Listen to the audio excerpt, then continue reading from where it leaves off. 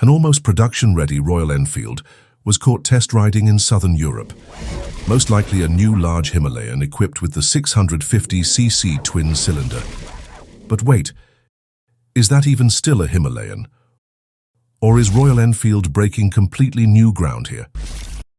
Let's take a closer look at the prototype pictures, see what they reveal, and draw a few comparisons with its little sister, the 450 Himalayan, and its competitors.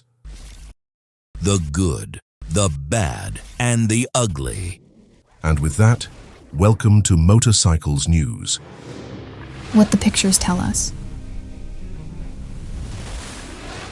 Royal Enfield expands the 650 series.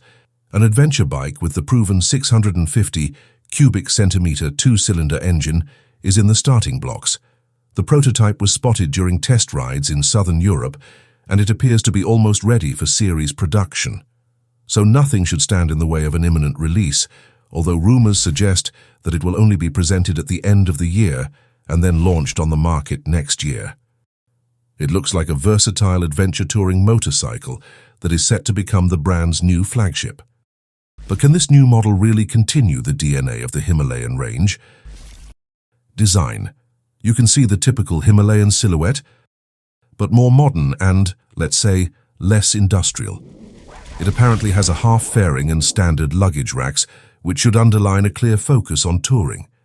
Details such as the high windshield and large mudguard also offer more protection on long rides. Oh yes, the front fender has grown, but the beak above it is missing. The seat is split, ergonomically shaped, and should therefore be comfortable for longer journeys. The pillion seat is slightly raised. As on the Himalayan 450, the rear lights have been integrated into the indicators, which looks much better in terms of design. However, the display has not been carried over from its little sister. A new, rectangular, fully digital TFT display is used here, which is tilted more towards the rider, a further indication of the touring orientation. But can a motorcycle with such touring features still be a real off-road adventure bike? The focus seems to be shifting more towards the road. However, it is not really certain whether it will actually be a Himalayan. We will come to that later. Completely new and a familiar engine. It gets a revised chassis with adjustable upside-down forks at the front and a deflected central suspension strut at the rear. This combination should ensure better handling.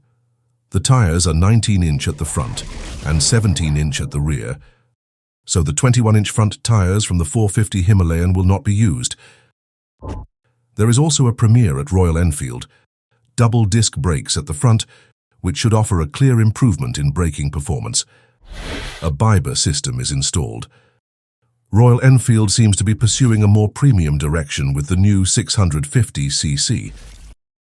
The proven 650cc parallel twin from the Interceptor 650 and Super Meteor 650 is installed. It has an output of 47 horsepower and 52 Newton-meter. However, there are a few small deviations depending on the setup. An increase in displacement to 750 cubic centimeters and a power increase to up to 60 horsepower would also be possible.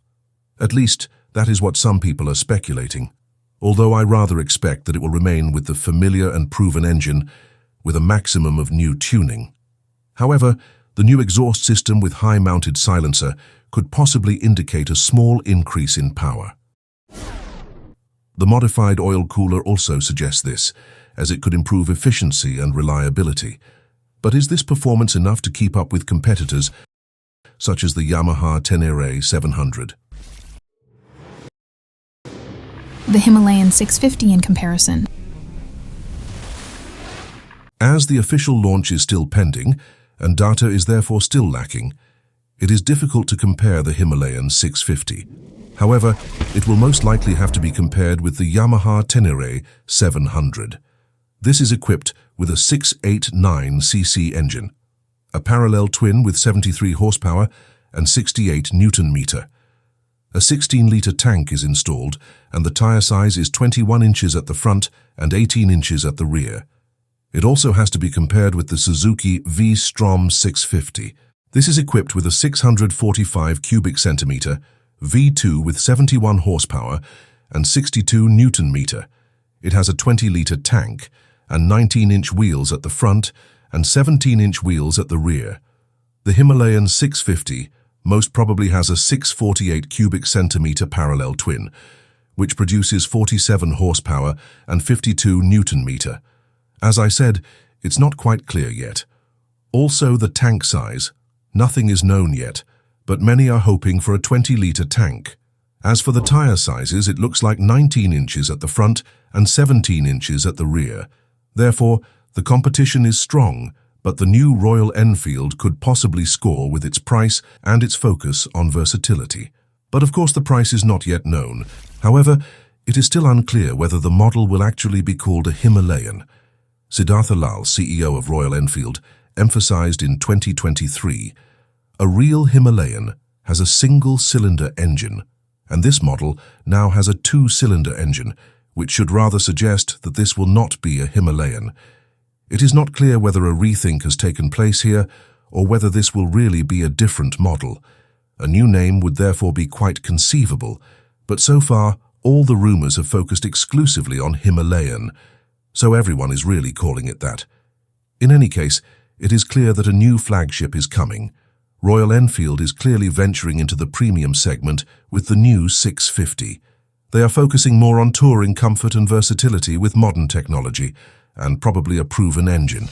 But whether or to what extent the machine remains true to its adventure, DNA will be exciting to watch of the Himalayan 650.